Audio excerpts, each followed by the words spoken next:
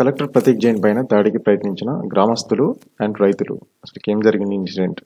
ఔషధ పరిశ్రమ ప్రజాభిప్రాయ సేకరణ కోసం వెళ్ళిన కలెక్టర్ అండ్ ఆఫీసర్స్ మీద దాడి చేసినట్లు ఇక 2 న్యూస్ పేపర్లోని డిఫరెంట్ న్యూస్ రాశారు. సో బోత్ కూడా లగచ్చర్ల అనే ఏరియాలోనే జరిగినాయి. అది సీఎం ఇలాకాలో తిరగబడ్డ జనం అంటూ నమస్తే తెలంగాణ రాసింది. సో ఇక్కడ కలెక్టర్ ప్రతీక్ జైన్ పైన దాడి చేసినట్టు పిక్చర్స్ అయితే ఉన్నాయి. సో దీనికి కాన్సిక్వెన్సెస్ అసలు ఏం జరిగింది అనేదాన్ని ఈరోజు చూస్తే ఏమంటే, పట్నం నరేందర్ రెడ్డి అనే అతన్ని అరెస్ట్ చేసింది గవర్నమెంట్. ఎందుకు అరెస్ట్ చేసింది అనేదాన్ని చూస్తే ఒక వీడియో క్లిప్ రిలీజ్ చేసింది. ఆ క్లిప్ దేనికి రిలేటెడ్గా అంటే ఈ ఇష్యూ కావాలని చేసినట్లు ఆ వీడియో చూశారు. సో ఆ వీడియో చూడండి ఏం జరిగిందో.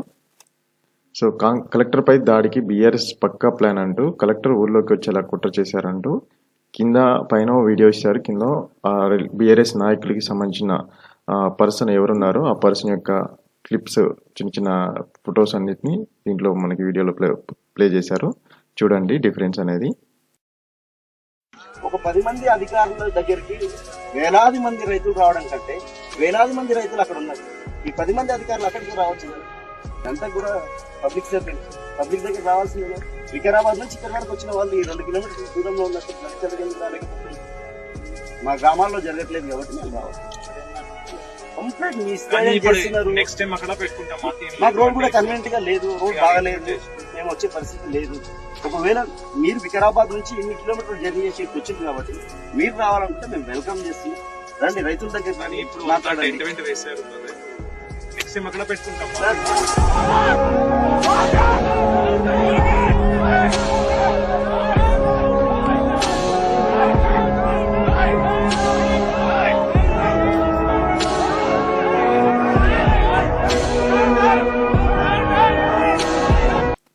సో కలెక్టర్ని ఇట్లా దాడి చేసిన విషయంలోని పట్నం నరేందర్ రెడ్డి అని అరెస్ట్ చేశారు. ఈయన మాజీ ఎమ్మెల్యే. సో ఈయన ఏం మాట్లాడుతున్నాడు అసలుకి దీని గురించి మిగతా చూడండి.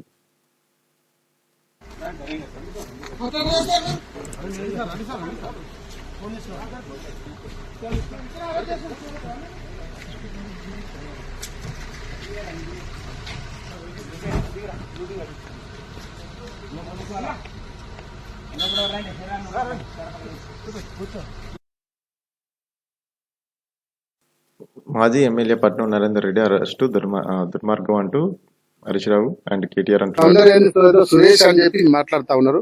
సురేష్ మా యువ నాయకుడు, కార్యకర్త కాదంటలేం. అతను 7 ఎకరాల భూమి ఉంది కదా, అతను కూడా కడపమంట ఉంది కదా. కాంగ్రెస్ కార్యకర్తలు కూడా ఉన్నారు, అందులో బీజేపీ కార్యకర్తలు ఉన్నారు, బీఆర్ఎస్ కార్యకర్తలు ఉన్నారు.